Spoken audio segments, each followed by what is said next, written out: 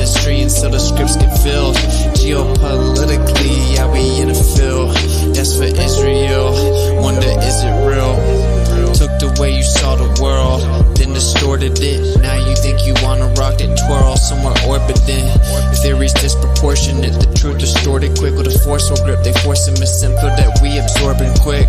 Took the people's signature, that mean extorted it. They forging it. If news anchors informant to informing them, there's a surplus, but they tell us there are shortages. Credit economy mortgages, dollar that's supported with empty fortresses. But what's important is this: we courting ships, important gifts. Of course it is, what extortion is in accordance with an assortment list of foreign tricks. We ignoring which informant this, informant this. It looked like we were snoring tricked. Pedophilia and the government endorsing it. Yeah, eugenics is exactly what abortion is. You just vilify those insubordinate. Way to matrix engineer, that's unfortunate. Geopolitically we in a field. That's for Israel. Wonder, is it real? Rappers actors say they high, say they sip with pills. Glorify suicide so they get the deals. Big pharma set it up just to flip the pills. Control the music industry until the scripts get filled. Geopolitically, yeah, we in a field. That's for Israel. Wonder, is it real?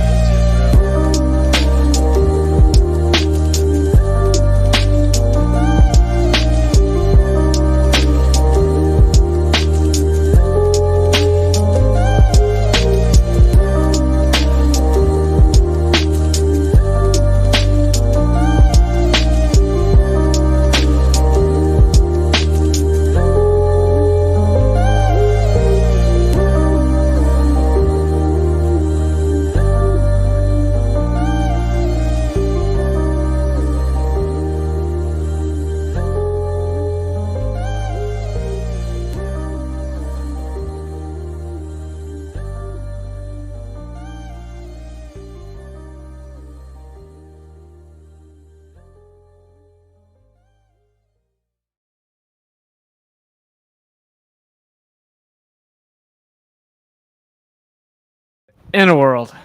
All right, what's going on, guys? Give me feedback on the mic in the chat throughout the stream. I'll try and fix it. All right, we got a good stream. I'm excited. My AC went out, it's super hot, so I'm gonna probably be sweating, but we'll be all right. Link to the guest in the chat. If you don't know who he is, definitely check him out. Legend, ladles gravy. It's insane how much gravy this guy ladles. And yeah, like and share. I think we can probably keep it up on here. If not, you can find it on the other channels. And that's about it. So this is the new series we're doing, Witsit Kicks It. And so we're starting off with some legends. Let's go ahead and introduce him. My boy, Dr. Narco Longo. What's going on, brother? What's up, Austin? Good to see you again. You too, man. Thanks for coming on. Shell, yeah. Thanks for having me on. Of course. Yeah. So for those that are not familiar with you want to kind of break down a little bit about what you normally cover or what you do? Of course. I run the Old World Florida YouTube channel, which is pretty much esoteric Florida history, Florida conspiracy theories, hidden American history, hidden ancient American history. Everything weird, like from Coral Castle to 9/11, hijackers all being trained in Florida and stuff like that, all over the place, ancient Atlantis, things like that. Very cool. Very cool. Yeah, so I some of the first stuff I saw from you, I saw a video about Florida, it being speculated it's the Garden of Eden. It was where the Garden of Eden was. Yeah, and then obviously just tons of stuff to do with giants, tons of so basically a lot of the first people here having connections to Florida, people traveling here, looking for the Fountain of Youth, and kind of even writing back to the king that they had found it. Bunch of crazy stuff. So yeah, man, you got me like really excited about the fact that we were moving to Florida. I actually think I came across you right before we officially like got the house and moved and stuff. So pretty cool. So what do you found more recently that you're excited about? Well, number one, I'm super pumped to hear that you ended up moving to Florida. I mean, I didn't know that at all. I already liked you, already liked your stuff, but that's you know, that's right on the money. Super glad to have you in the Florida army of truthers. You know, but what I've been into recently, I've actually been kind of taking a little bit of a break from YouTube because we're publishing a book that has a lot to do with that Garden of Eden theory. It's actually the basis for the Garden of Eden in Florida theory. Was a book written by E. Calloway, who's Florida's 1936 Republican candidate for governor. He wrote a book called In the Beginning in 1966. And it was only like 500 copies at most. It was circulated around Florida, parts of Alabama, and Georgia, but not much else. It's pretty much impossible to find. We got our hands on a copy of that, and we're actually publishing that book this year, my brother and I. We have a publishing company. I work at a bookstore here, and that's what I've mostly been up to. But as far as conspiracy theories or, you know, just research in general, I guess been looking into mainly just researching a lot more of the Garden of Eden stuff, you know, adding on to that. That's honestly what I've been doing for the last 3 months or so. But I guess the last video I had was there's this place called the Well of Ancient Mysteries in downtown Miami. And if you've ever heard the Jackal Island Federal Reserve story, right? Mm-hmm. There's a phone interview that's given by a gentleman named Tim Bence. And you have G. Edward Griffin, who wrote The Creature from Jackal Island. But he only covered the financial aspects. It wasn't until this guy by the name of Tim Bence, who's a pastor, preacher, he went to Jackal Island and tied it all together with the ancient Indian history, with things like animal sacrifice, human sacrifice, child sacrifice. Why did the elite choose Jackal Island for the place to do those deals, to create the Federal Reserve? And for those who don't know, Jackal Island's right on the border between Florida and Georgia, the state line. So right at the state line, you know, up north of Jacksonville, Jackal Island's right there between the state line. What's interesting is, and this kind of all ties into the whole Garden of Eden, actually ties into Israel a little bit. I love the song on the intro. That was great. But the 31st parallel north is the city of Jerusalem was put where it is because of the 31st latitude north. And in numerology, 31, Elohim is 31. You know, there's a whole bunch of 31. Michael Tellinger does a whole thing on the 31 longitude. That's good stuff people can look into too. But the 31st latitude north, it's very, very significant. The exact spot where the Tigris and Euphrates split, exact spot. People can go put a needle there if they want to check for themselves. Google Maps, whatever. If you put a needle right where the Tigris and Euphrates fork, the one in the Middle East, the one in Iraq, it's precisely 31.0 degrees latitude. And actually, the city of Jerusalem was put and built where it is today because it's on the exact same latitude. So that's where the city of Jerusalem gets its, you know, sacred qualities, at least in my mind, in terms of ley lines and stuff like that. We take that latitude, we go across the Atlantic, and the first piece of land that latitude strikes, 31.0, is Jackal Island, Georgia. Wow. Jackal Island, or you're going to like this one, or Shekel Island. I think it's the latter. That was the new financial capital of America. That's where they kicked off the whole new game. And they chose Jackal Island, not just for the seclusion. If they wanted seclusion, they could have just gone on a boat. You know what I mean? If they wanted privacy, because that's the narrative. They traveled in secrecy to Jackal Island. Rockefeller, representatives of the Rothschilds, Vanderbilts, etc. Most people know the story. But why I bring up Miami is because most people know the Jekyll Island story, where it starts in Jekyll Island, Georgia. That story continues into Ormond Beach, Florida, or first St. Augustine, Florida, ancient city, the oldest city in America, then to Ormond Beach, Florida, then to Daytona. That's where we get racing and the automobile industry largely kicking up because Rockefeller moved down to Florida.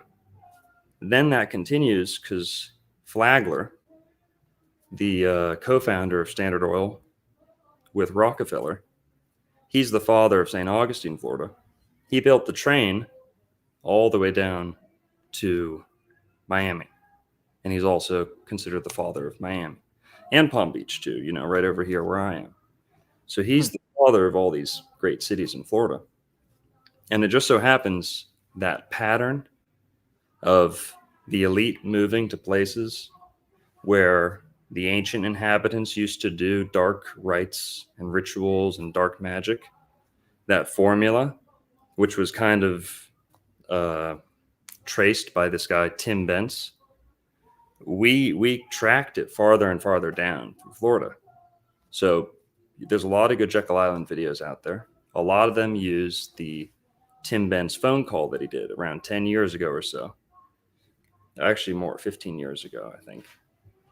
But I got a hold of the guy recently, and he's like a legend in the early conspiracy theory community because he's the guy who blew the lid off Jekyll Island, at least in a spiritual sense, in the blood sacrifice. Nobody was ever talking about that before him. He tied it together with the Florida Indians. Well, I got a hold of him. It took about a year. He came and stayed at my house. We filmed a couple videos together. And he had, the way he works, he's almost like, he's like a mystic. You know, he's led by intuition. He goes where he goes. He wanders. He's a remarkable man. Super, super nice. One of the greatest guys I've ever met. He came down here and he said, I feel like we need to go to Miami. And I said, why? You know, I'm down with whatever. We can film whatever.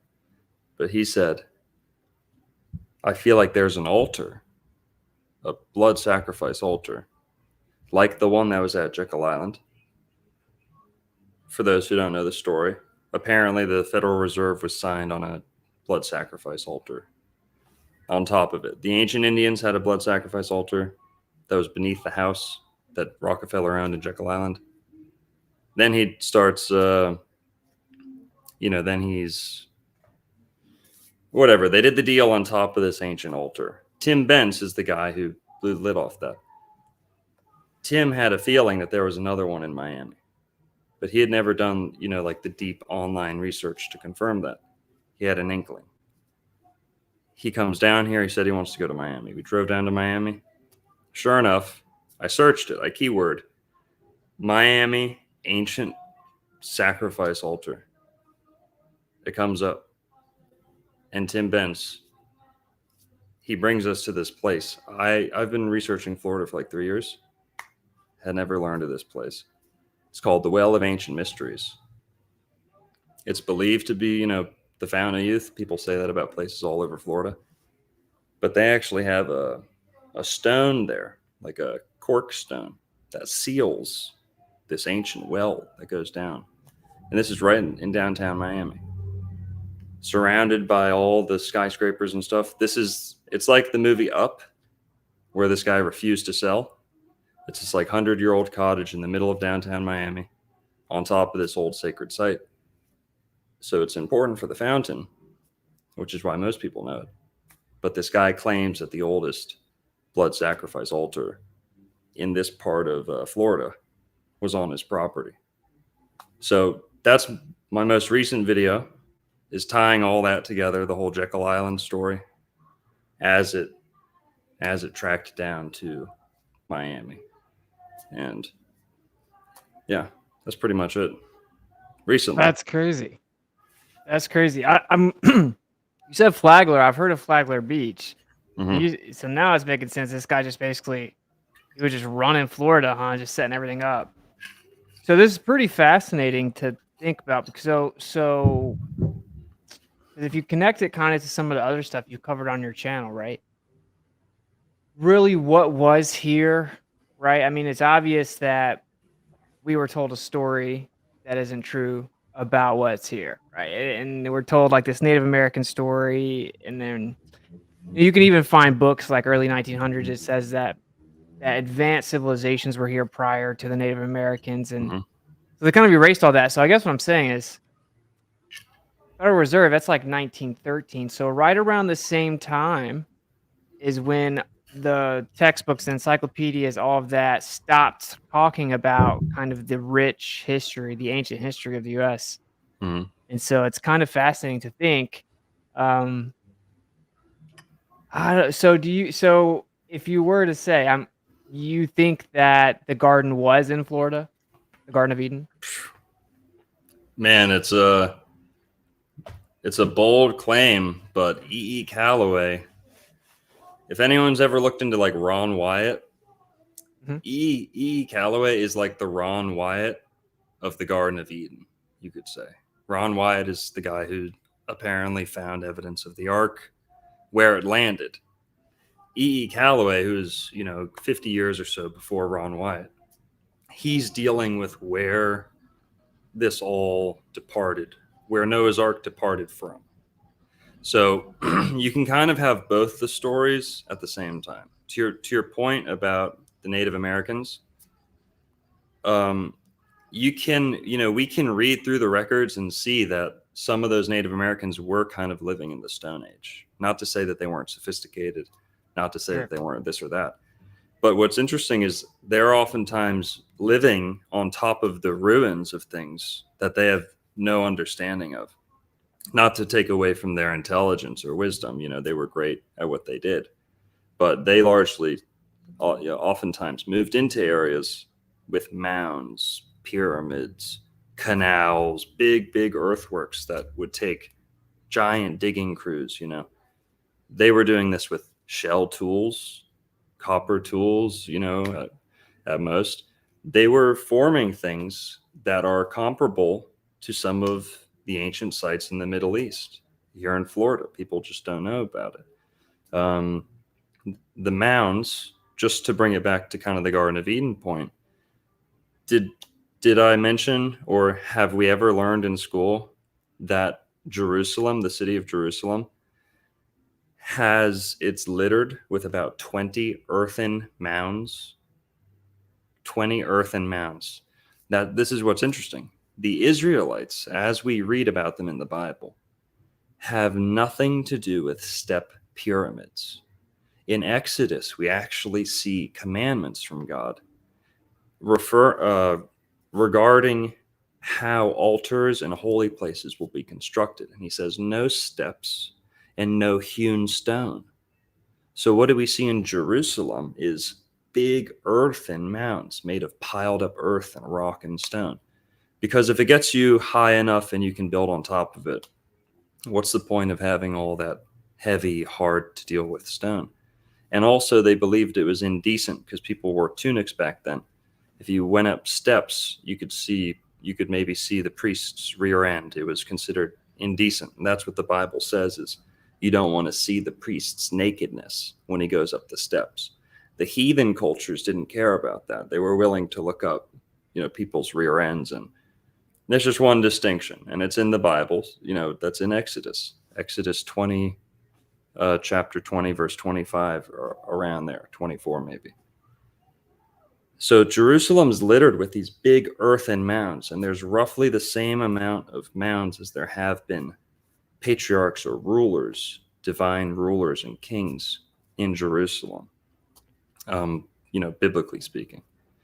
So we have mounds on that side of the world, and then they're all over Florida.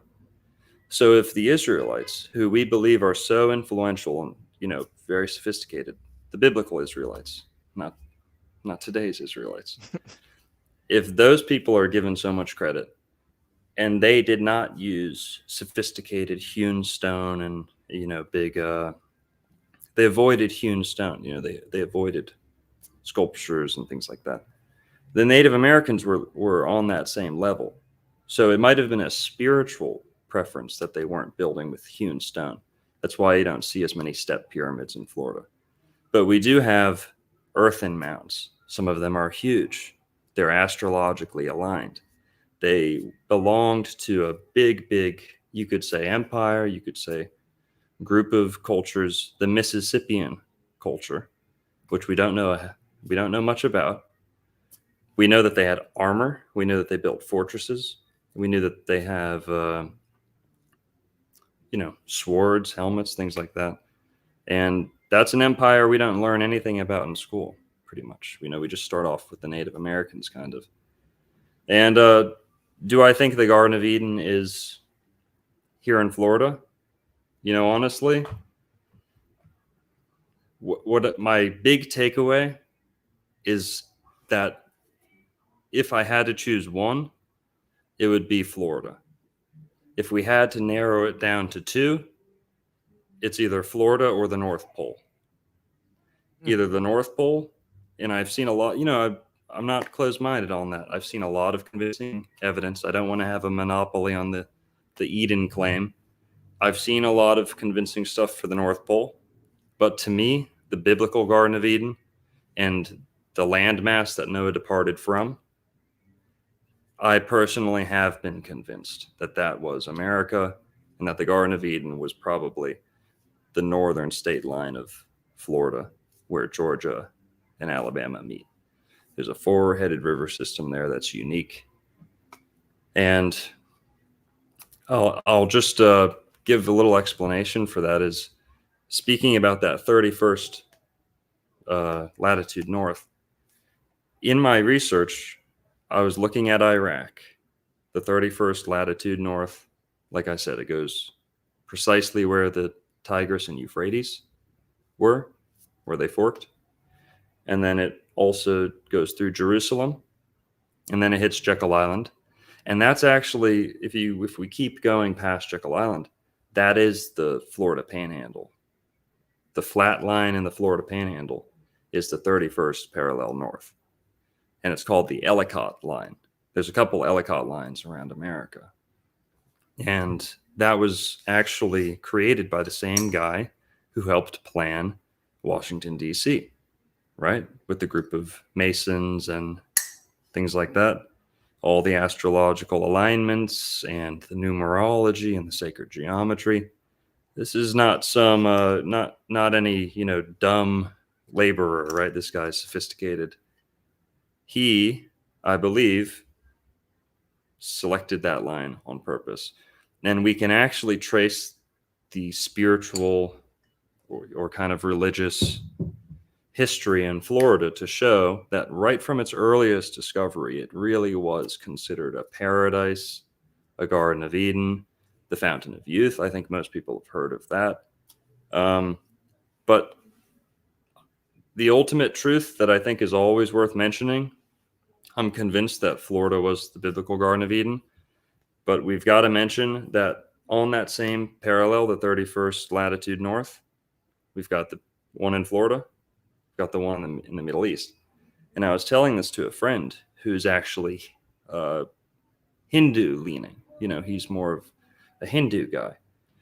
And he was hearing this and he said, wow, have you ever heard of Mount Kailash? This is my friend Andrew. He said, have you ever heard of Mount Kailash? And this is only like 6 months old. I found this out.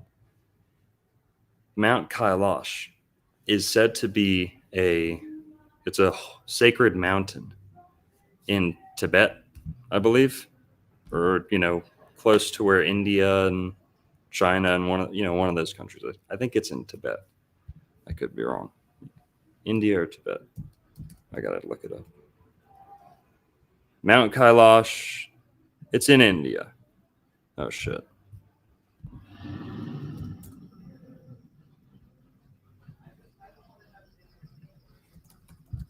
Regardless.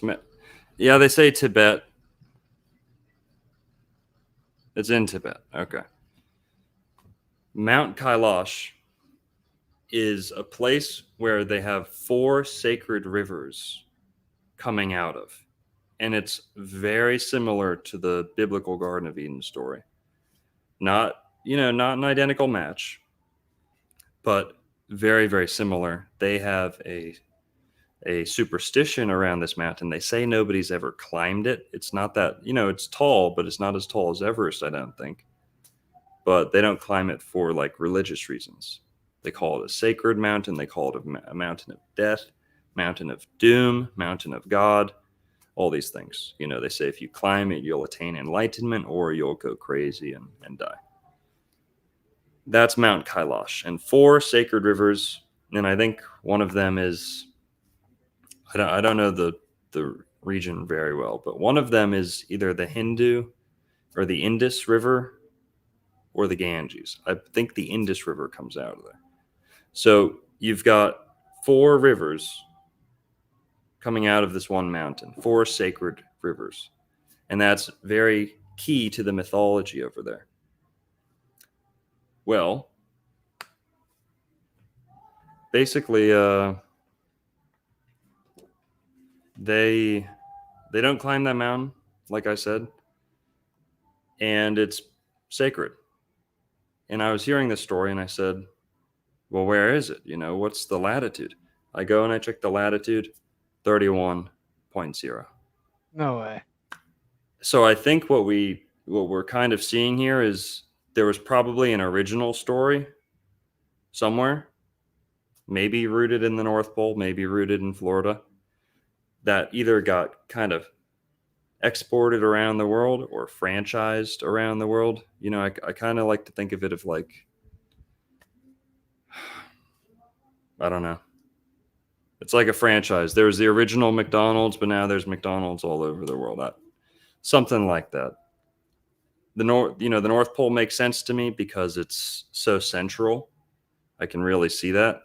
But the Garden of Eden in Florida to me seems like we don't have to be convinced about some distant past or some point in the future. Florida looks like the Garden of Eden right now. We don't have to be convinced the North Pole, it was tropical at one point or things like that. Florida is either the original Garden of Eden or at least it's the new Eden. But we can get into, more evidence if you want. But that's my takeaway, pretty much. Yeah, that's interesting.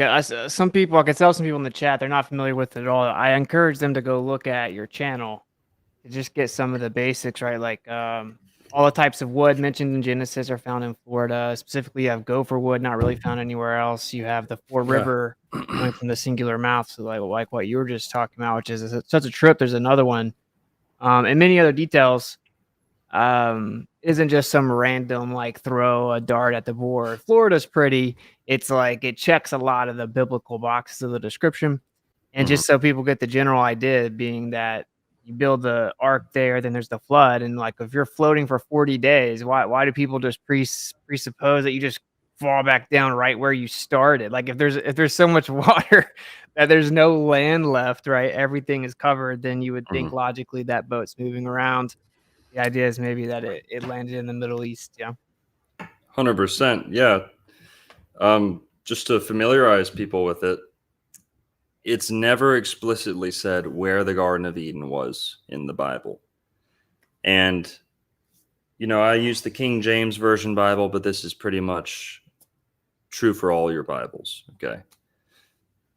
The Garden of Eden, we're not told where it was. We're given names that were used in Genesis, the first couple chapters of Genesis, but we're not given explicitly told the continent. When people get off a boat, what do we know that they do? They typically name where they landed the same as where they departed from, right? You've got New England, New Hampshire, you've got this and that. And sometimes you don't even have a new, you've got, places are named for places all the time, right? How many Victorias are there? How many Alexandrias? How many this and that? So when people get off a boat, they often take the names that they came with. The argument that people like E.E. Calloway are making And by the way, the Mormons have kind of bought into this theory a little bit. For those who don't know, what are Mormons? Mormons are Christians that basically believe ancient Israelites came to the Americas and that there were biblical dealings in the Americas. And that's one of the things that earned them a lot of, ridicule and criticism. Was it seemed like there was no basis for those beliefs. Now there's a lot of evidence to show for it. Blah blah blah. If we look at Genesis, it's clearly semi-tropical, if not tropical. It's lush. They don't have fire yet. They don't have clothing yet. They're able to live naked. There's very few places on Earth where you can live truly naked with no fire, right? Florida is one of those places. You're looking at like a 75, 85 degree average on most of the state, most of the peninsula. A little bit up north towards Georgia, it gets a little chilly. It snows here and there, but you'd definitely be able to make it, especially if you had a family and, place to huddle up together and stuff like that.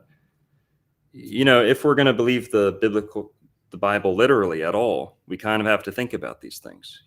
What part of Earth could humanity live like that? Florida is one of those few places. It's tropical, but it's not too tropical, right? You can grow almost anything here. I know people who move to Costa Rica and expect that, the produce is going to grow like wild.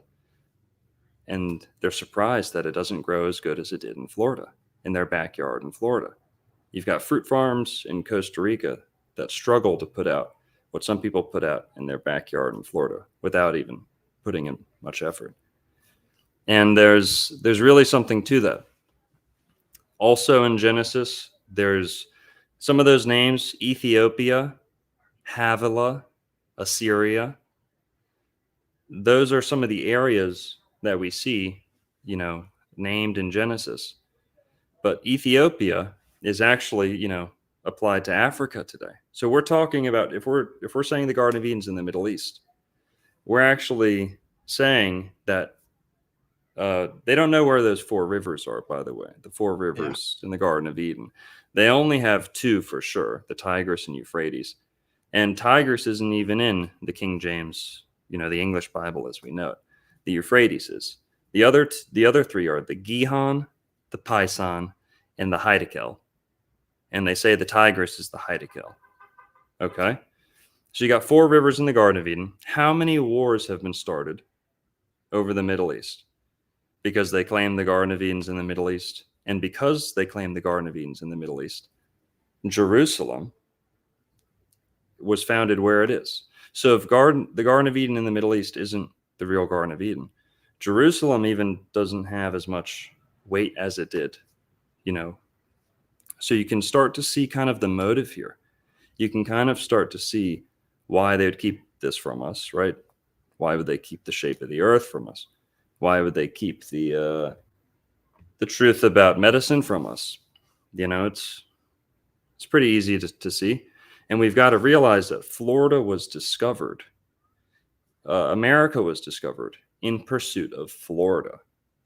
The first European presence that we know of, yes, the Vikings were here 1,000 years ago or so, but they kind of died out, disappeared.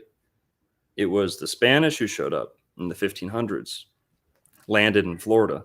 That's when the United States gets its start, as we know it. The revolution with England, that was more like our puberty as a nation. Our birth was really in Florida with the Spanish. And they were looking for the fountain of youth. Columbus believed that the Garden of Eden was in the Caribbean. That's a fact. People can go look that up for themselves. He was finding Hebrew words and Hebrew names all around the Caribbean. We know this from his diaries. Christopher Columbus himself was Jewish. We've only found that out for sure recently. Many of the people on those early Spanish ships were Jewish. Okay. And looking for the fountain of youth, According to ancient myths, the Fountain of Youth has often been identified with the Garden of Eden. Many, theologians, philosophers, historians have said they're one and the same. The Garden of Eden, Fountain of Youth is just another way of saying the Garden of Eden. Or that the Fountain of Youth flowed out of the Garden of Eden, something like that. Right? Yeah. And when you look at the Bible, you see 4 rivers. Okay, they only have 2 in the Middle East. It's messy. They've got some more. In Florida, we have a river system known as the Apalachicola River System. It's shaped just like this. 4 equal rivers. And that's actually what determined what constitutes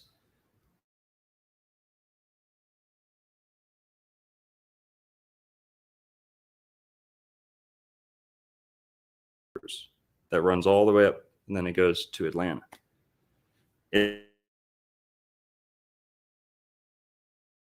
Florida and Alabama. That's the 31st parallel north. And remember, these state lines were picked and drawn by a lot of Masons and friends of Masons. So basically, that FAG region, the Florida, Alabama, Georgia region, I call it the FAG region, okay? Right there, that area, it's responsible for producing some of America's finest produce and a lot of America's produce. That's, if you zoom in on that area, it's jam-packed with farms, big farms. I've spent time over there in those farms. And basically,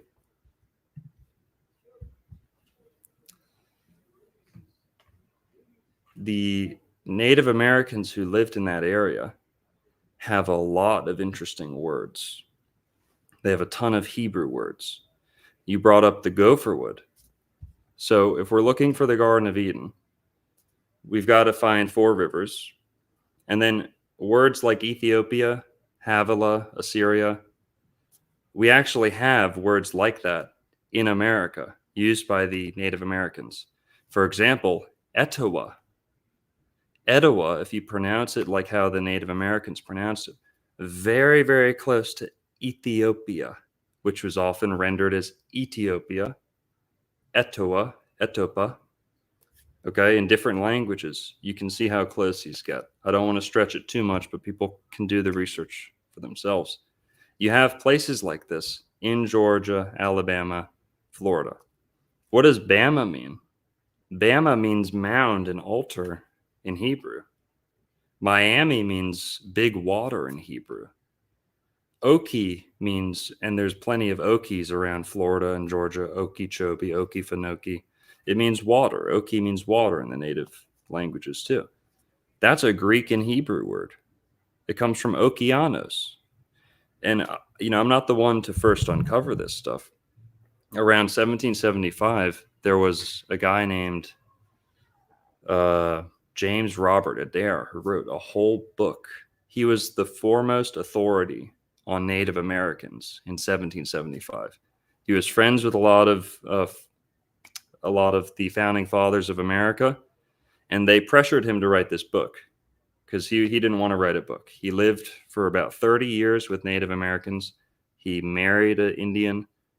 He fought in their wars. He traded with them for years. He wrote this whole book. It was called The History of American Indians. James Robert Adair. Half of that book, the first half, is dedicated to the theory that the Native Americans, as we know them, descend from the ancient Israelites. Mm. And he was the foremost authority at that time. He'd lived with them for 30 years. He spoke their languages. Like I said, he married one of them. He wasn't making this stuff up. Then we have almost the same thing happen around World War I or so with a chick named Minnie Moore Wilson. She was a woman who was one of the early advocates and friends of the Seminole Indians of Florida. And for those who don't know, the Seminole Indians are kind of like the only Indians left in Florida, the Miccosukee and the Seminole. We can talk about some of the ones who were here before them, and they all kind of got mixed into the Seminoles as we know them today. But the Seminole Indians, same thing, tons and tons of Hebrew traditions and words. So much so that the foremost authority on the Seminole Indians around World War I wrote a book saying they are descended from the ancient Israelites. She was convinced. They chant, just to give some examples, these tribes were chanting Yo-Hey-Va, Yahweh, Javeh, Mayim, like I said, that's one of the most commonly used words in Hebrew, Mayim. And what do we see? Miami, the word Miami is used from Ohio, Indiana, down to Florida. In all those tribes, it means the same thing, water. People of the water, big water, downstream people, it always means water. That's a direct parallel to Hebrew. Identical meaning. And it's, it's not just Florida. It's not just Florida. You can see things like that in the Maya. You can see things like that in the Caribbean, the Aztec, the Inca. You can see a little bit of that. But to me, remember mentioning the mounds versus the pyramids? Florida's covered with mounds. Florida's like mound capital. Okay, Ohio's got a lot too. Florida's got a ton of Indian mounds. And those are what we'd call Bama, the Bama, right? And what's Allah? Allah's God, Alabama, Alabama. Bama means high place. That's the biblical word for an Israelite place of worship, Bama.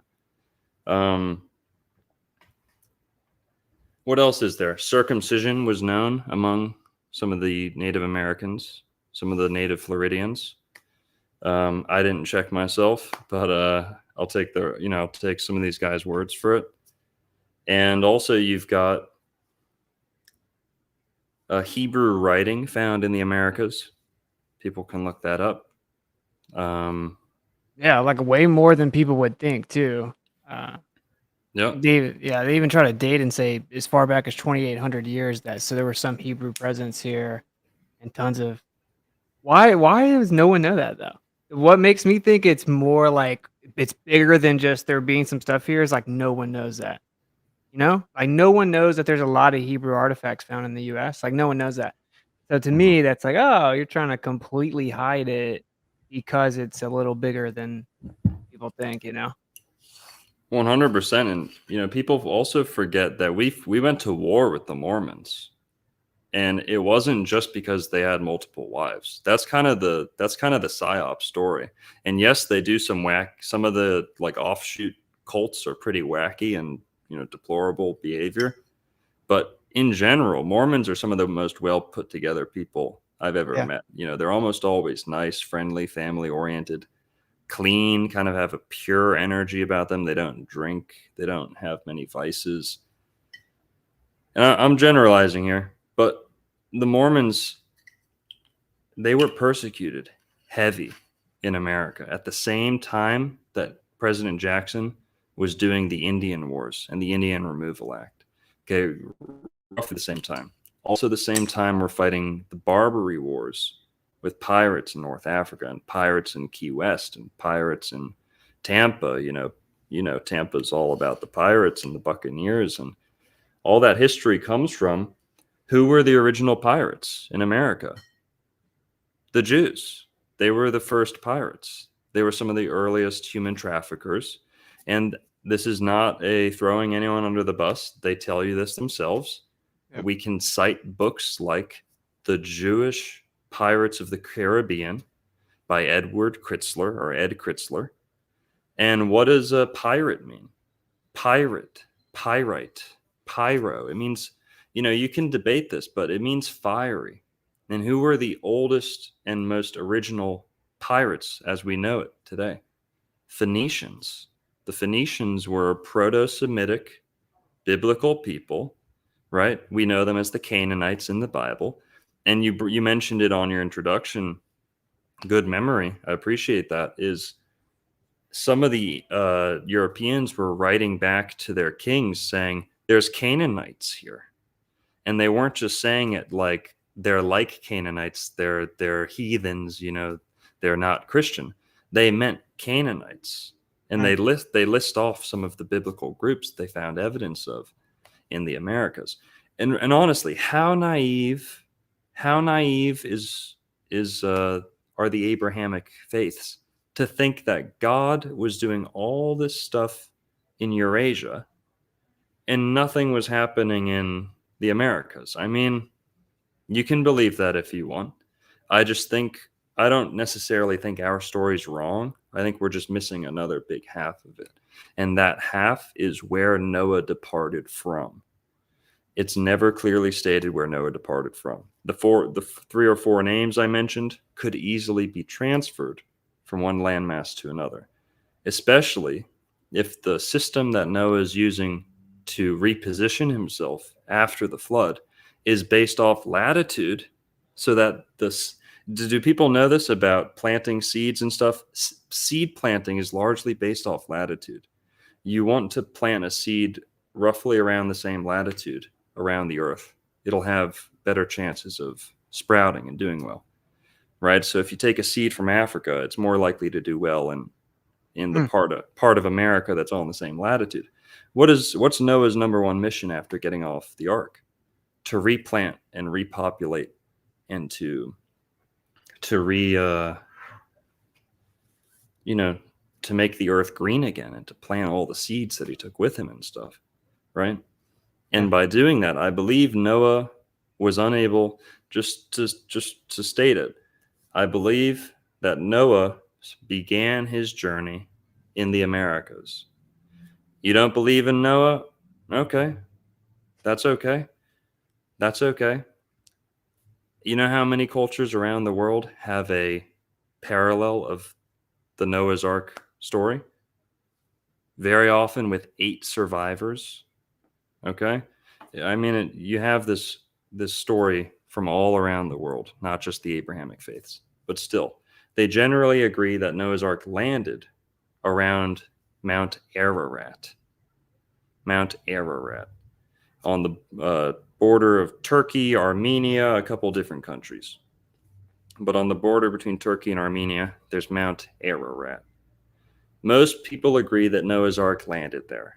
There's anchors. There's large ancient ship anchors that are left on some of the hills and hilltops leading up to Mount Ararat, the mountains of Ararat. There's evidence of Noah's Ark in that area. Ron Wyatt dedicated, a good part of his life to proving that. And a lot of people get behind Ron Wyatt's discoveries.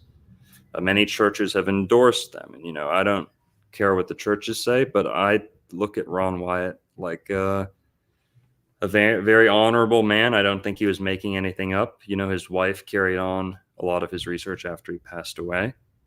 And I know people who've met Ron Wyatt. They have great things to say about him. Ron Wyatt had a lot of good evidence for giants, Sodom and Gomorrah, things like that. But that's all after Noah landed. And I think most people are kind of on the money about where the Bible took place after Noah landed. Most people assume that because Noah landed in Eurasia, he must have departed from Eurasia. That's the fatal mistake. That's the assumption that we've all been making.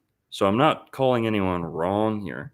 It's just that nobody's ever dug deep into where Noah could have departed from. I think it's very likely 150 days at sea is generally the time most people agree on for Noah's voyage in the Ark. 150 days. Most people think 40 days. They think 40 days of rain. No, it was actually 150 days, if not more, in the boat total. That's very consistent with a transatlantic voyage, going from the Americas up to the Mediterranean, across the Atlantic into the Mediterranean. Mount Ararat is not even the tallest mountain on Earth. There was other places popping out, if we believe the biblical account. But there's a lot to show for this. Like you said, Gopher wood. In Genesis, it's said that Noah's Ark was constructed out of gopher wood. Gopher, that's not gopher with a PH, although it's sometimes written with a PH today in English. The word gopher, the animal gopher, was not known to the original authors of that written account of the Bible. So when they say gopher, that's actually unique to Hebrew. And the word gopher is only used once in the entire Bible. And we know that tree is unidentified because every other tree in the area that's generally used for crafts is identified in the Bible. So cypress and things like that, they're already in the Bible. So gopher is something else. Rabbis, theologians, historians, they've never been able to grasp or fully explain or satisfactorily explain gopher wood. They just say, oh, it's a wood that we don't know what it was. It must have been destroyed by the flood. Well, gopher is unique to Hebrew. Where else? Gopher, the animal gopher, the rodent. Where do we get that word from? That word, believe it or not, comes to us from the Florida Indians. The Florida Indians. So when you say the word gopher with a PH, that comes from Florida. And we have gopher tortoise, gopher beetle, gopher fly, I think. 5 different animals or so, and then gopher wood, all of which are endemic to Florida because gopher is a native word. So gopher tortoise and gopher animal, those get the same word because they both dig, right? So gopher means either hollow or cave, like cavernous, hollow, or because they both dig, the gopher tortoise and the gopher animal, pocket gopher. So that's a Native American word, and it's a Native Floridian word. So what are the odds that gopher, which is a Hebrew word, it's transliterated into English? Yes. For those who want to know, gopher is the original Paleo-Hebrew original word for gopher. That word's stuck with us through all the translations. It goes right into English as gopher, transliterated, not translated. But we don't know what wood it was. That was until Florida was settled. You know, people started doing the botany and forestry around Florida. They got to know all the plants. Gopher wood only grows in the same four-headed river area. That's the only place on Earth that it grows naturally, wild. There's a couple growing at the Biltmore in Asheville, which was, by a bunch of billionaires, and they felt it necessary to have one for them to kind of look at and appreciate. And it's also called stinking cedar. It has a couple other names. Florida nutmeg, it's called too. But it's one of the lightest woods on Earth. And it grows to like 40 feet high or so. In Ice Age times, Florida was never covered by ice, by the way. In Ice Age times, it might have grown up to 80 feet or 100 feet. But it's typically grows to like 40 feet today. It's very light. It's very buoyant. It's comparable to like balsa wood or so. That's gopher wood. And it's been known as gopher as long as we've known about the wood. Gopher wood. And,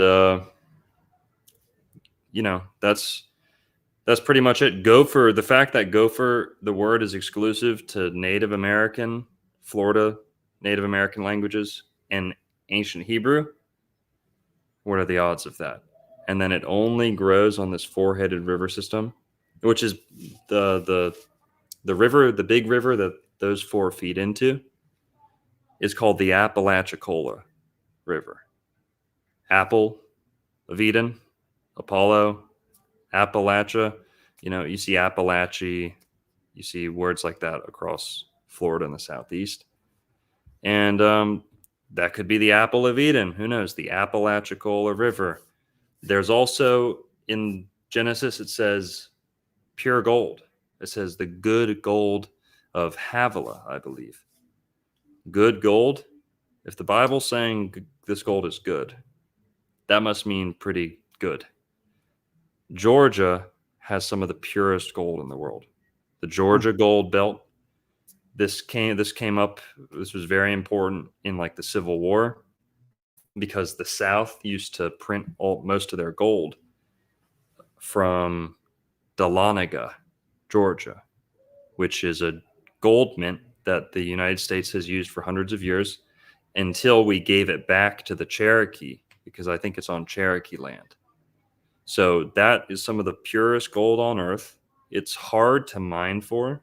You know, you have to use a specific technique, but it is some of, if not the purest gold in the world. Georgia Gold Belt. People look it up. That's crazy. I've never heard of that at all. What are the odds with the wood, man? The wood's a trip. That's what tripped me out the first time, was like, no one can tell you what wood that is, and then you look at it, it's only in Florida. Like, what are the odds of that? Yeah, it's pretty crazy. And then also, just if you just keep going off of the descriptions in Genesis, God planted a garden eastward in Eden. So the Garden of Eden. I think Eden is probably America. Okay. Some of the Jews today refer to the Americas as Edom. Okay. But Eden is it's said to be a garden. So what's a garden? Flat and well watered. Anyone who knows anything about gardening, if you can't find the flattest, most well watered land around, you kind of create it that way, right? You take land that you have and you try to make it as flat or level and well watered as you can. For those who don't know, Florida is the highest concentration of freshwater springs on Earth by far. So Florida as a state has more springs than the next country in line, right? So Florida has over 1,000 notable freshwater springs. Most of them you can drink from. It's the purest water on Earth. 500 years ago, it was widely believed to be the Garden of Eden, yes, but mainly the Fountain of Youth. Florida and North America, by consequence, was only discovered because we're told Juan Ponce de Leon, a Spanish conquistador, was looking for the Fountain of Youth in Florida. I think he found it. Okay, there wasn't much gold in Florida. There's gold in Georgia. There wasn't much in Florida, but the Spanish clinged on to Florida for almost the next 300 years or so. Right, we became American around 1821, and we became a state in 1845. We can talk also about, how did Florida become a state? Well, like I said about the pirates and the human traffickers and some of the early slave traders, why are there so many Jews in Florida? Did that just come out of nowhere? Is that just because of the good weather? That's not the case. Okay, I used to be a valet, runner, like driving cars, picking up cars. I can tell you, I've parked thousands, maybe 10,000 Jewish people's cars in my 3 years or 4 years as a valet. The weather is honestly one of their number one complaints. It's not the weather that's keeping them here and dragging them here. Okay, there's something spiritual that attracts the Jewish people here. And this isn't a claim saying, oh, the real Jews. We can get into a whole nother real Jews, fake Jews conversation if you want to. But what I'm saying is, people who claim to be Jews or people who are into the history are attracted to Florida. Florida is the first place that Christianity came to in the United States. Florida is the first place that Judaism came to in the United States. That all kicked off about 500 years ago. Why are the there are so many Jews in Florida? Number one, it's on the same latitude as Israel. Okay, that's a good indicator. Miami, packed with Jewish people today. Oh yeah. A Hebrew word. It's a Hebrew word. Miami. You're talking about Ma'im, right? Yeah. So Yeah. like, yeah, Hashamayim, for those that don't know, is heaven, which also has the root word of water. Ma'im is very crucial word. Yeah. In Genesis. Yep. And the Indians used to sing Mayim or Ma'im, and the Hebrews sing and chant Ma'im. And I have a video of Florida Folk Festival where the Jews, the Jewish or Israeli dancing group, is performing for the Seminole Indians of Florida, Ma'im. I've got a real good video on this, the hidden Jewish history of Florida and ancient America. That's a good one. It's like 4 hours or so. A lot to dig into. Not everyone's cup of tea, but dancing Israelis, huh? It's more Florida history. Doesn't get into 9/11 too much. No, I know. I just think it's funny. You did just say that like there were some Israelis dancing. Yeah. No, that's a good point. And honestly, the 9/11 hijackers, all of them were trained in Florida. I never heard that either. There was about 19 or so hijackers, terrorists. Okay. We're going with the mainstream explanation. Yeah. Okay. The 19 hijackers all lived in Palm Beach or Broward County, Florida, for about a year. What? That's true. And especially the main guys involved. The two main guys involved had dinner at Hollywood Circle in Hollywood, Florida, the night before they set out for this whole thing. They had girlfriends in Florida. They had, I can understand this was all psyop and this and that, but these people met people in Florida who swear to this day that they knew them, that they had, that they went on dates with them and drank with them at bars. Could all be a backstory, sure, but they chose Florida to put them in. Why is that? Jeb Bush was governor of Florida for all this.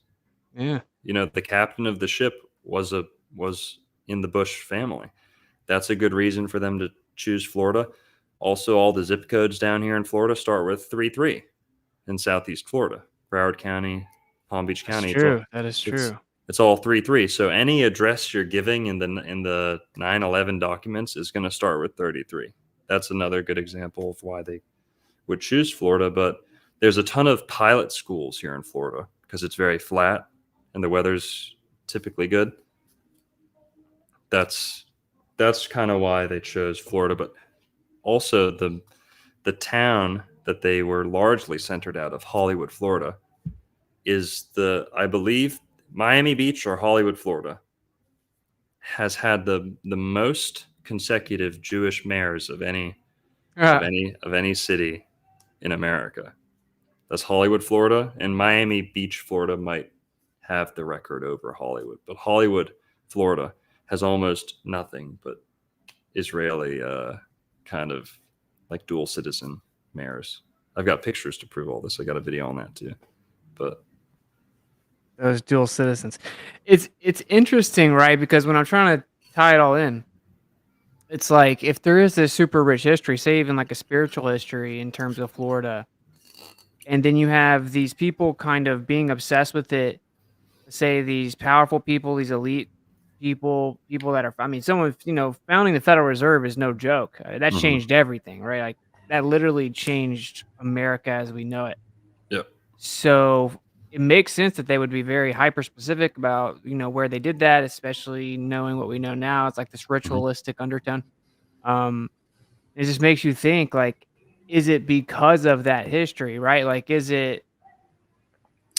Yeah.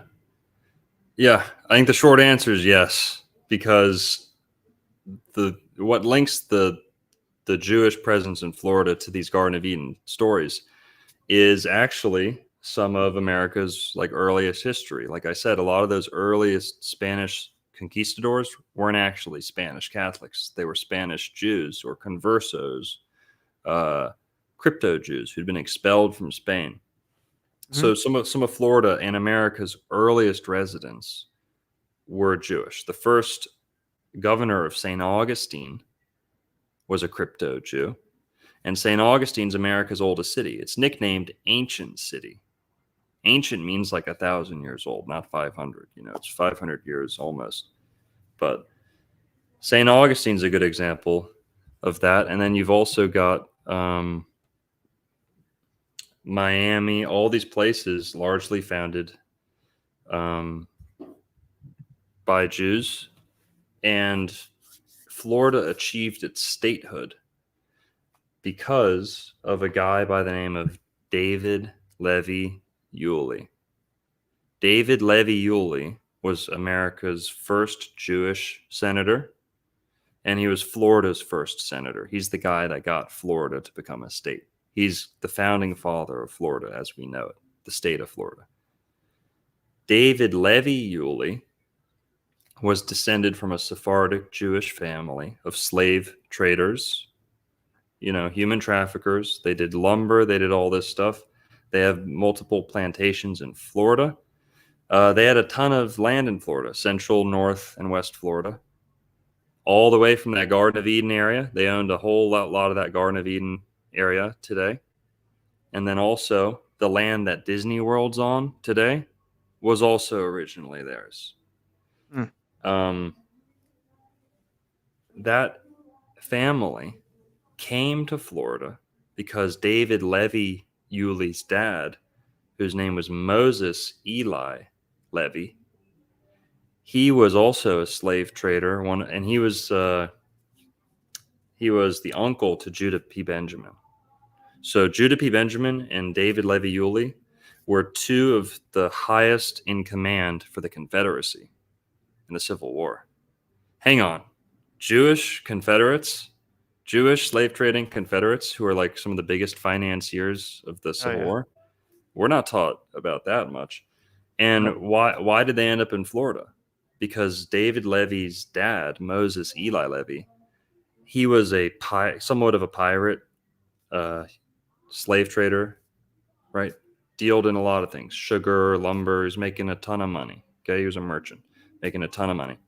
They had ships with biblical names and Hebrew names. It's crazy. All the pirates were Jews. Yeah, and they shut down the slave trades a lot on the Jewish holidays. Yeah. And 42% of Jewish households in America or something like that own slaves. Significantly higher than the Caucasian percentage or whatever. Yeah. Right.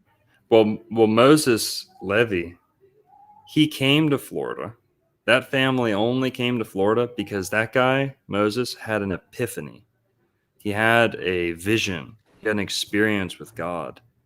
And what happened was, during this epiphany, God told him, you need to start a Jewish utopia in Florida.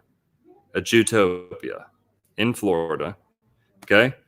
And he stopped and he closed down much of his business. He stopped doing all that overseas trading, and he settled in Florida. He bought tons and tons of land. We're talking hundreds, thousands and thousands of acres all across Florida. Okay. And what did he call this? New Jerusalem. That's what he called his whole project. He started a big plantation with slaves, big operation. New Jerusalem.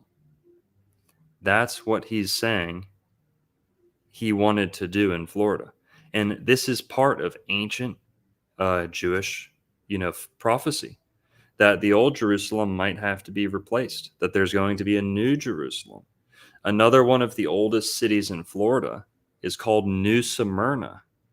Smyrna is one of the churches mentioned in the book of Revelation. There's 7 churches which are to be, to kind of kick off the apocalypse, so to speak, or to be, they're kind of identified with evil almost a little bit. And New Smyrna is the second oldest city in Florida, and that's just south of St. Augustine. You've got Greeks, Turks, Menorcans, and a lot of early Jews who moved to this area, northeast Florida. And it was largely due to spiritual reasons. They went there because they were free to do whatever religion they wanted. Not only that, they found a ton in common with the Native Americans, like I said. And they actually named the first inland city after one of the Indian kings, Micanopy. Micanopy. And Mika means leader or chief in Native American and Hebrew. Mika means high or exalted, or a couple different meanings. But Mika, Micanopy, and you see words used by the Seminole Indians, like they had a chief called Ahaya. Ahaya, I am that I am. That's biblical Hebrew. Bolek, King Bolek, Chief Bolek. That's also Hebrew. It means ruthless. It means to lay waste. Bolek. That's a dynasty of Seminole Indians. There's Moses, David, all biblical names in the Seminole Indians. That's crazy. And also, basically, the Jews came here for spiritual reasons. The biggest mass influx of Jews was part of that pre-Civil War era, and they came here for spiritual reasons. The New Jerusalem. That kind of fizzled out and ended. But his son, David Levy Yulee, is the guy that made Florida a state. He went right into politics. He became, Florida's #1 guy. He represented Florida during the Civil War. All the Civil War gold that we talked about this last night on my channel. There's a movie called Yulee's Gold. Yulee's Gold. It's a total psyop distraction. It's like when you search Disney Frozen to try and find out about Disney being frozen, and you just get, Disney movie Frozen musical. Total psyop distraction, right? I'm sure you've seen dozens of examples of things like that. Yeah, it's right? actually pretty smart. Disney on Ice, right? I grew up seeing Disney on Ice. Isn't that fucking hilarious? Disney on Ice. It's like you want to search about Disney getting frozen and you just get Disney on Ice or Disney Frozen. It's just like that. Yulee's Gold is a distraction because Yulee's Gold, the movie, has nothing to do with this history. It's about a beekeeper who keeps a special type of honey in Florida. It has nothing to do with the Civil War history. The Yulee of the Civil War, the guy who was the father of Florida, that Yulee, his plantation is where the last remnants of the Confederate gold ended up and went missing. So that when the Civil War was coming to an end, they were fleeing Richmond. Jefferson Davis and his cabinet, which had people like Judah P. Benjamin and David Levy Yulee in it. Those were Jewish financiers of the Confederacy. People never talk about this. The Confederacy was super Jewish. It's like crazy. The gold went missing. The gold went missing, bro. Exactly. The gold goes missing. Jefferson Davis gets betrayed while he's escaping Richmond. He gets singled out and captured in Georgia. But this Judah P. Benjamin guy and Yulee, David Levy Yulee, they make it out. And they make it out. Judah P. Benjamin had a suit.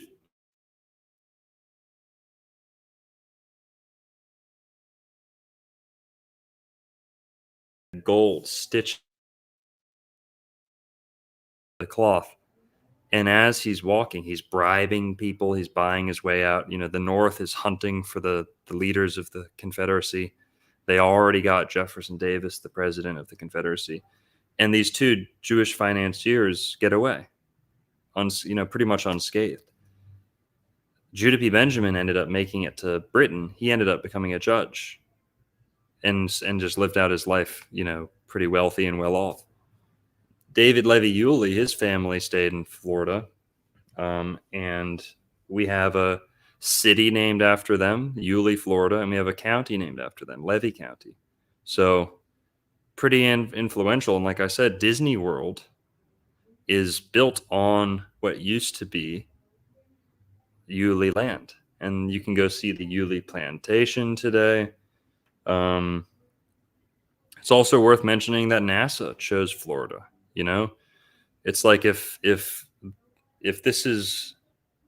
if the Garden of Eden is where humanity came down to Earth or was created on Earth, placed on Earth, it would make sense that they're giving us this narrative that humanity's reaching for the stars from here, You can kind of saying it without saying it. The Garden of Eden in Florida, this is, they call it Moon Base or Moonport, USA, Florida. This is where we go into the heavens. Yeah. I'm with you that all that's faked and stuff.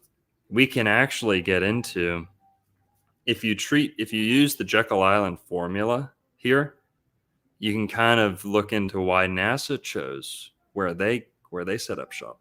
Where's NASA set up shop? Titusville, Treasure, Merritt Island, over there, east coast of Florida. Yeah, I've been there a few times. I know you have. Yeah, I've seen some good videos. Undercover stuff was pretty cool. But then also, and you're friends with Justin, right? Justin Harvey. Yeah. I've had him on my show a couple times. Nice. He's killing it right now with the fluoride. Fluoride, yeah, for sure. Florida versus fluoride too. We'll look at that. Isn't that interesting? The word play, Florida, fluoride, right? Yeah, it's cool. It's actually kind of crazy, surreal that that's happening the way it is. But yeah, for those who don't know, Florida is like leading the way and taking fluoride out of municipal drinking water, which is pretty cool. Our mutual friend Justin Harvey is is responsible for a lot of that. He's like leading the charge on that. Yeah, and dude, I went and met him at one of these, and I spoke, and dude, everyone in there is against fluoride. Like everyone. There's like one guy that's 85. He's like, it's good for our teeth. So it's pretty cool to see. Oh yeah. But NASA, I want to tell you this. This might be useful for your research too. Why did NASA choose the two places that they chose? Houston and Merritt Island, or Titusville, Melbourne area over there, east coast of Florida. I dug into the ancient people who used to live there. Okay. The ones who lived in the east coast of Florida and the ones who lived around Houston, okay, they have a lot in common. They both kept domesticated dogs, which was very unique, and they would eat them.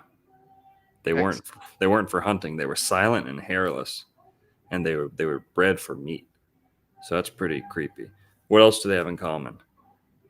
They did human sacrifice and a little bit of cannibalism too. Both those cultures. So I think NASA has an affiliation with that lifestyle, right? And then also NASA, we know it's a Hebrew word. It has a Hebrew meaning. So you have Nassau County, you have Nassau in the Bahamas, but NASA, I think they chose Florida because they vibed with the ancient dark ritual magic that was here. And also, T minus, I'm sure you've talked about that. T minus. Yeah. What's Satan with the T minus? NASA. Satan, NASA, T minus. I think there's a bunch of weird stuff. They like code with Sanskrit, bro. Like they named every mission after like these Greek gods. That's what I'm trying to figure out, right? Is this like meta here?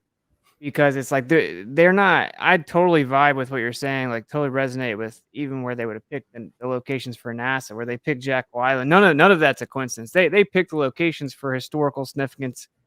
They know that this is like a metaphysical realm, right? And so they do their roles and the rituals, and they're probably getting blueprints from that. And it kind of makes the story even more like, wow, if you think like Garden of Eden was here. So it's like they're actually inverting and attacking like this actual very beautiful spiritual location, right?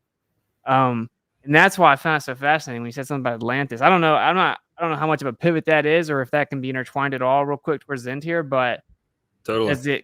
As the Atlantis thing's a rabbit hole, and like kind of its overlap with, you get into like Helena Blavatsky, the Secret Doctrine, the multiple different civilizations that come from Atlantis, the Star People, Atlanteans, blah blah blah blah. It's like it doesn't seem completely detached from this idea of the Garden of Eden or of like Mhm. these spiritual beings. So yeah, I'm curious kind of like what you were referencing in terms of that, like some type of connection with Atlantis in Florida. Yeah, there's definitely a connection to Atlantis in Florida. Number one, you've got Atlanta, Georgia, right? And people always say, where did that name come from? Is it just Atlantic? Atlanta's not even on the coast. Why Atlanta? Atlantic. Well, Atlanta, Atlantis, those roots go back to Atlas, right? Not only Atlas, but especially the Garden of the Atlantides, which comes out of Greek mythology. The Garden of the Atlantides, also known as the Garden of Hesperides. Hesperides. So Atlas, the myth of Atlas, and also Hercules was linked to the Garden of the Atlantides. So it's three or more goddesses who are in like a Garden of Eden setting. There's fruit trees, there's a snake in the tree. It's pretty much, you know, close, very, very close to the biblical Garden of Eden story. And you actually see paradise in the word Hesperides. That's where we get the word paradise. Hesperides. So the Garden of Hesperides was, you could say, the Greek Garden of Eden. And it's also known as the Garden of the Atlantides. The Hesperides and the Atlantides are the same, right? It's just depending on whether you're telling the story of Hercules, you tend to say Hesperides. If you're talking about Atlas, you tend to say Atlantides. So various Greek historians and philosophers actually remarked on how Atlantis and the Garden of Atlantides were close, if not the same landmass. And like I said, that's their Garden of Eden story. Atlanta is where it is. That's a big major city because if we look at those same four rivers that I was talking about earlier, the four-headed river system, the two outer rivers, these ones, oh shit, I'm in the Illuminati. Oh fuck. Oh shit. Don't tell the fittest flat earther about this one. But basically, if we're talking about those four rivers on the Florida, Georgia, Alabama state line, these four rivers, the two on the outside are major, big rivers. So the two on the outside, they go down to the Gulf of Mexico, down, south. But if you go north, those two outer rivers, which is where we get the word Mesopotamia, right? The land between the two rivers, Mesopotamia, between the two rivers. If we follow those two outer rivers, that's what Atlanta is. It's the place where those two outer rivers converge or actually originate. So Atlanta is kind of relevant because it can be reached through those two rivers, which ultimately go down to the Gulf of Mexico. Gulf of America. Gulf of America. Thank you. I actually like to call it the Fertile Crescent. That's true. That's true. I remember you saying that. That's a way better rename. The true Fertile Crescent. Yeah. It's crescent shaped from the tip of Florida to the tip of the Yucatan. It's a perfect crescent. One of the most agreeable places on Earth to live in terms of climate, weather, food, abundance of water. The largest and highest magnitude freshwater spring on Earth is at Wakulla Springs in Florida near Tallahassee, also near this Garden of Eden area. Beautiful, dude. Beautiful. Atlantis, the largest freshwater spring on Earth. That's kind of a clue to Atlantis to me. The most freshwater springs on Earth. That's kind of a clue to Atlantis on me. The hurricane capital of the world, the seashell capital of the world, the boating capital of the world. It's the fishing capital of the world. Depending on the metrics that you use, it could be seen as the lightning capital of the world. It's between that and Venezuela. Yeah, Tampa's right up there with the lightning, big time. Exactly. So I think we have all the necessary ingredients for what we know of as Greek mythology. Do you think also the sinkhole capital of the world? The sinkhole capital of the world. An important part of many paradise myths is the proximity to the underworld. That paradise is super, super close to the underworld, if not on top of it. That's common to many, many myths. But also, just tying it into Atlantis, Plato gives one explicit dimension for a piece of Atlantis. There was the continents of Atlantis, which, according to Plato, the Greek philosopher, who is the original authority on the Atlantis myth, Mhm. it's believed that, he said in his writings, the Atlanticus, which is comprised of Timaeus and Critias, works by Plato. He gives descriptions. He gives one length and width, kind of, for one piece of Atlantis. There's the continents of Atlantis, which I believe were America as a whole, North and South, maybe even. Because Plato says Atlantis was larger than Libya and Asia Minor combined. So that means Africa and the Middle East, or Africa and like Turkey and the part where Asia connects to Eurasia. Either all of Africa and the Middle East combined, or Africa and pretty much what Turkey's attached to combined. Asia Minor and Libya combined. And Libya doesn't mean Libya as we know it today. Libya meant all of Africa back then. So he's talking about a landmass that's as big as Africa, if not bigger. That would have to be the Americas. You could say, yes, some things were poking out of the Atlantic 10,000 years ago, the Mid-Atlantic Ridge. It's worth talking about. I'm not excluding that. But Plato said it's bigger than Africa. That's not the Mid-Atlantic Ridge. That sounds like North and South America. He also gives an explicit dimension for the southern Great Plain of Atlantis. The southern Great Plain of Atlantis. No. He says it's 3,000 stadia north to south and 2,000 stadia east to west. So, like a long kind of peninsula extending southward. The southern Great Plain of Atlantis. Plain means flat. Florida's pretty damn flat. That is the exact dimensions of Florida 11,600 years ago. The exact timeline that Plato gives 11,600 years ago, Florida's the exact size. And I think that comes out to it's like 300 kilometers by 555 kilometers. It's definitely 555 kilometers long. So Florida, 11,600 years ago, Florida was maybe twice as wide as it is today. It was a little fatter, especially over where you lived. It went a little bit farther west into the Gulf, but it was roughly the same length as it is today. And we know this not just because of carbon dating or because of this or that.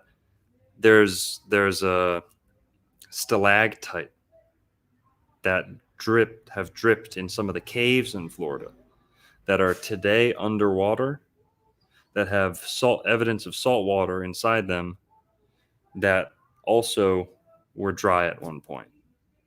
Does that make sense? So you can cross-reference like the carbon dating, which I'm always skeptical of. Okay, I'm with you. But as old as what we know old is, 11,600 years ago, it lines up with the animals we find in Florida, like mastodons and things like that are real. Dinosaurs are fake, but there are real extinct animals. For sure. Like mastodon, saber-toothed tiger, megalodon. You can find these in Florida in the springs. Amateurs. You don't need to go dig. This is not a dinosaur conspiracy. Plato gives an explicit dimension. Florida matches that shape exactly. What else does Plato say? it had to have horses and elephants. Horses and elephants. That disqualifies most places on Earth that have previously been thought to be Atlantis. Like in the Mediterranean, pretty much none of those areas or islands had horse and elephant at the same time. For those who don't know, this is one of the craziest things that I've ever learned. The horse, as we know it, we're told, evolved in America. Millions of years, they say. Millions of years in America. Nowhere else, just America. And then about 10,000 years ago, it just disappears from America. It shows up in Eurasia, fully domesticated, pretty much fully domesticated. Empires using it, chariots, this and that. Started in America, ends up in Eurasia. Not only is that evidence for Atlantis, that's evidence of Noah's Ark. If Noah's Ark were a true and literal story, and Noah's Ark had departed from the Americas, we would expect to find the origin of Eurasian animals in America. Okay? Mhm. The horse originated in America, ended up in Eurasia. Let's add to that list. Horse, cheetah. Yeah, cheetah from Florida. Lion, Florida. Okay? Camel from Florida. And there's a lot more to add to that list. But those are all animals we assume to be African or Eurasian, but factually did originate in Florida or the Southeast United States. The horse would be the best example. Okay?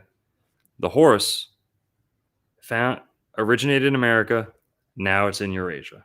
And then it went extinct in America, by the way. Like biblical flood, sinking of Atlantis, who knows? Horses disappear from the Americas. They continue existing in Eurasia. That's got to matter. You know, something, mastodons, mammoth, prehistoric elephant, all lived in Florida. And what else is there? There's Plato is the original Atlantis guy. And then a couple people, you know, there's some ancient people who kind of add to him a little bit. But what really pops up next, you have Ignatius Donnelly, who was a American congressman, right around the time of the Civil War, maybe a little after, a little before, I forget.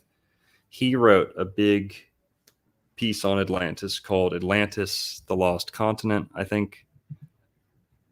Might have, the title might be a little different than that, but Ignatius Donnelly, Atlantis. He believed that the Maya, the Aztec, the Inca, the Egyptians, the Greek, you name it, all the greatest empires as we know, were remnants of the Atlantean survivors. But he also added the Mississippians to that list. Mississippians. Everyone knows the Aztec, the Maya, the Inca. He put the Mississippians on the same level. And that's going back to kind of what we were talking about before with the mounds. Yes, it wasn't as opulent as the hewn stone step pyramids that you see in like the Maya ruins.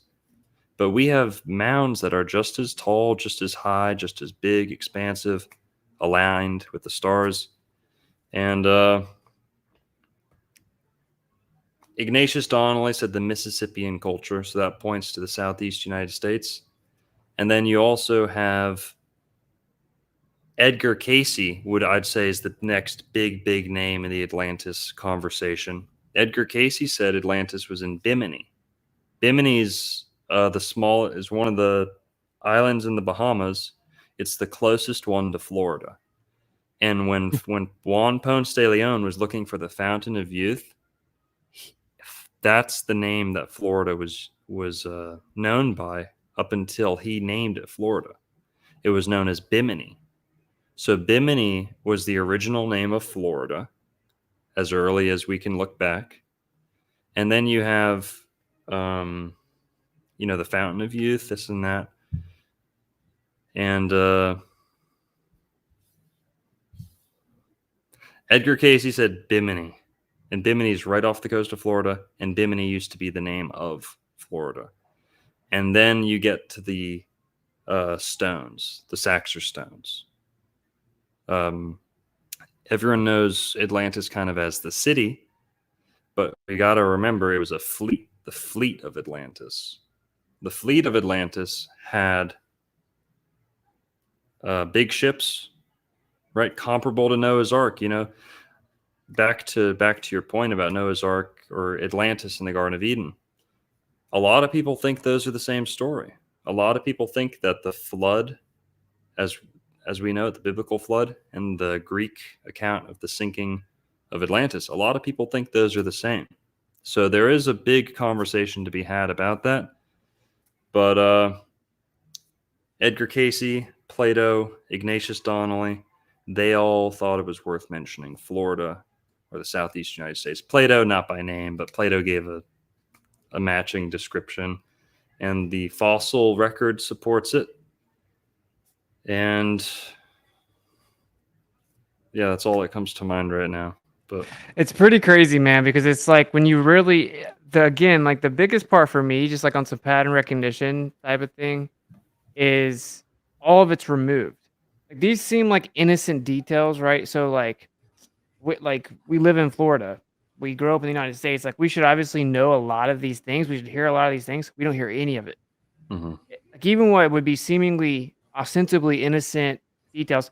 So that's just a clear indicator that they've intentionally omitted the entire true history, right? And so then the logical follow-up to that is like, well, what's the motive? Why do you need to do that? Why do you need to do that? And you know, it makes a lot of sense. They call this the New World. Well, maybe it was the old world, right? You know, and they're rebuilding on kind of the ruins or where they know used to be here. Yeah, dude, you just ladled so many. And then I've heard like just the amount of animals that come from the U.S. and the amount of crops, right? It just checks all the biblical boxes where people don't even notice what like spectrum and wide range of animals and crops that we have here or you know, native to here. Yeah, that Apalachicola River area, that four-headed river system, it's actually one of Earth's biodiversity hotspots. So it's one of the top 5, they say, most biodiverse places on Earth. And also it's home to not just gopher wood, but tons and tons of animals that only grow there. That why it's so unique is because it's pre-Ice Age forest. It's pre-Ice Age animals. So just so people know, it's hard to get it all out there in one setting, one sitting, one go. But for those who don't know, this old guy, E.E. Calloway, he didn't just choose North Florida arbitrarily. This area is one of America's biodiversity hotspots. The Appalachian Mountains, Blue Ridge Mountains, the southeastern portion of the United States, it is one of the oldest known geological formations on Earth.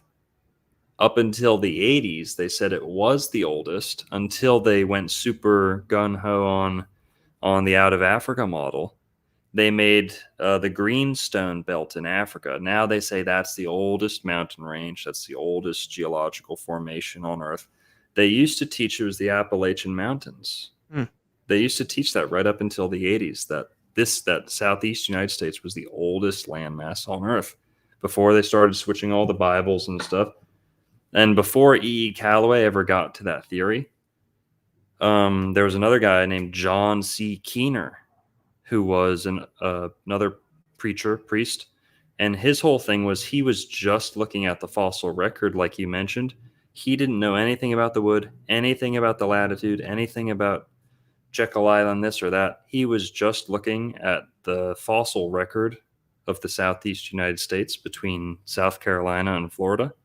And he said the ancestor of every single animal we know on Earth seems to come from the Southeast United States. And you can say the same for the plant life too. And the gopher wood's just one example of that. And also to your point about, do people know this stuff, or like, you know, what's the motive? We have the Coral Castle in Florida. I think that guy was trying to tell us some stuff. Ed Leeds Scounen. The Coral Castle This guy claims to know the secrets of the pyramids, and he built this impressive castle, Masonic, like temple almost, in Miami, just outside of Miami.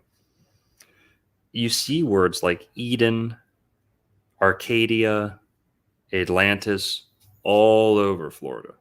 So it is kind of seeping through in some way, whether that's just the elite and the rich developers like rubbing it in people's faces. I don't know. A good example of that is, who's ever been to Atlantis, the resort in the Bahamas? That was opened in like 1968 or 1969. They renamed it a little later, but that got developed 1968, 1969 or so. That's the exact time where Edgar Cayce predicted Atlantis would be rediscovered off the coast of Florida. So they went ahead. It was actually one of the most expensive developments there's ever been. It cost them like $1 billion to develop this whole Bahamian island into a big pink resort with big architecture. That's where you take the slide down into the shark pool and stuff. It's, a lot of families took their kids there in like the 90s and stuff. I went there once. And that place was like the fulfillment of like Atlantean prophecy, and that was just a big real estate development that seemed to be drawing from the mythology. So yeah, they kind of rub it in our faces a little bit.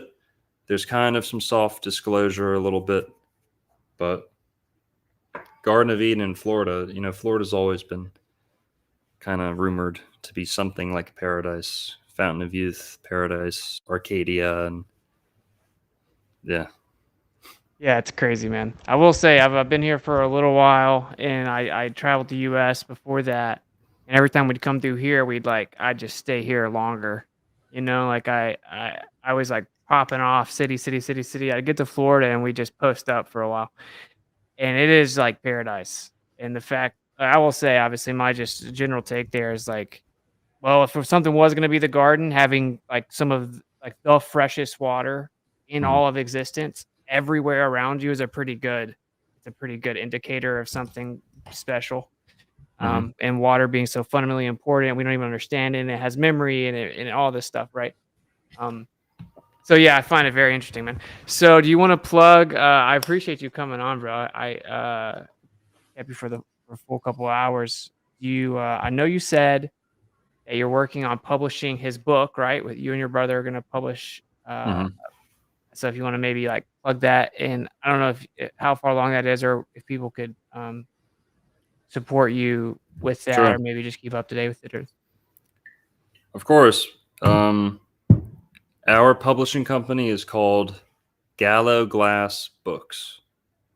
Gallo Glass Books. Our bookstore is called The Dancing Elephant. So if you're ever in Southeast Florida, that goes for you too, Austin, of course. If you're ever in Southeast Florida, Palm Beach County, you can come hang out at our bookstore. We're like the #1 metaphysical, spiritual, religious bookstore in Florida. We're one of the oldest bookstores in Florida too. And you can buy stuff from our website too, but our publishing is Gallo Glass Books. We've published 2 books already. One we published already. It's called Monad. It's Neoplatonic philosophy. Our second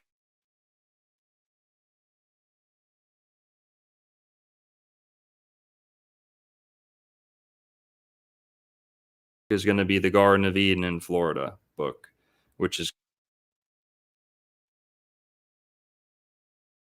April or May, maybe even June, to get that one done. But we're releasing our second book, and those ones are good too. Not super relevant to what we've been talking about, but we have a couple of books out if people want to go see, and the pre-order will be coming soon for In the Beginning.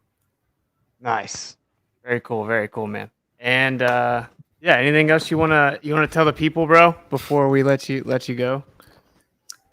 No, I'm just grateful to be here. Thanks for having me on, and I hope it's new info for a lot of your audience. And I'm a big fan of your stuff too. of course, with the I'm a flat earther, you know. Till this day, geocentrist, you know, I like to say geocentric. Yeah. People say flat, they think of a sheet of paper in space. That's ridiculous. But I also like to say Florida's the place to be if you're a flat earther, you know. It's definitely flat here, right? There's Yeah, no no disputes there. No Yeah. disputes there. But Very cool, man. I appreciate what you do too. That's all I'd want to say. Yeah, dude, nice. Back at you, brother. I appreciate it. We'll have to stay in touch. Maybe we'll have to link up in person, man. I'll keep you in mind. Maybe swing by the bookstore, hit you up or something. I'm ever over that way on the other side. But go Sure. show my boy some love. Old World Florida. It's that on everything, right? IG and everything. Yep. Old World Florida. Nice. Well, cool, brother. Thank you so much for coming on. We'll have to stay in touch for sure. You're very welcome, Austin. I appreciate it. Bro. Peace. All right, that guy's a legend. I'm gonna go ahead and wrap it up. But thank you guys for joining. Smash the like, blah blah blah. You guys get it. And I'll catch up with you guys. Maybe manana. Don't really know. But cool. All right. Later.